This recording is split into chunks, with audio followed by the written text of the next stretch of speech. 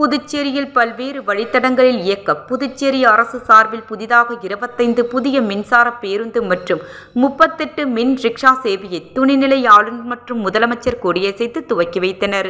தொடர்ந்து 100 மின் பேருந்துகள் வாங்க உள்ளதாக முதலமைச்சர் ரங்கசாமி தகவல் தெரிவித்துள்ளார். புதுச்சேரியில் முதல் முறையாக எலக்ட்ரிக் பேருந்துகள் இன்று முதல் பல்வேறு வழித்தடங்களில் இயக்கப்பட உள்ளன. அதன்படி புதுச்சேரி அரசு போக்குவரத்து துறை சார்பில் 10 ஏசி பேருந்துகள், 15 ஏசி இல்லாத பேருந்துகள் என ரூபாய் 23 கோடியில் மொத்தம் 25 மின்சார பேருந்துகளும், அதேபோல் பெண்கள் ஓட்டும் வகையில் 38 மின் ஆட்டோ ரிக்ஷா சேவைகளை துணைநிலை ஆளுநர் கைலாசநாதன், முதலமைச்சர் ரங்கசாமி ஆகியோர் கொடியசைத்து துவக்கி வைத்தனர். அதேபோல் மறைமலை அடிகள் சாலையில் மின்சார பேருந்துகள் நிறுத்தும் இடத்தையும் திறந்து வைத்து ரிக்ஷாக்கள் இயக்கம், ஆட்டோ சவாரி செயலி ஆகியவற்றையும் துவக்கி வைத்தனர். இதில் 17 பேருந்துகள் நகர்ப்புற தடங்களிலும், மீதமுள்ள 8 ஏசி பேருந்துகள் சுற்றுலா மற்றும் முக்கிய இடங்களை இணைக்கும் வழித்தடங்களிலும் இயக்கப்பட இருக்கிறது. இந்த பேருந்துகளில் குறைந்தபட்ச கட்டணமாக ரூபாய் 7 முதல் 10 வரைக்கும், சுற்றுலா தடங்களில் இயக்கப்படும் பேருந்துகள் ரூபாய் 15 வசூலிக்கப்படும் என தெரிவிக்கப்பட்டுள்ளது.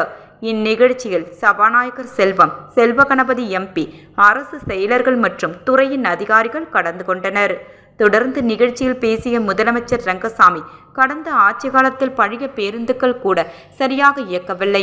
ஆனால் இந்த ஆட்சி பொறுப்பேற்றவுடன் பழைய பேருந்துகளை ரிப்பேர் செய்து மீண்டும் இயக்கினோம்.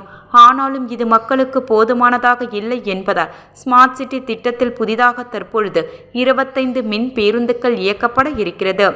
எளிதாக போக்குவரத்துக்கும் சுற்றுச்சூழலுக்கும் பாதிப்பு இல்லாமல் இந்த பேருந்துகள் இயக்கப்பட உள்ளது.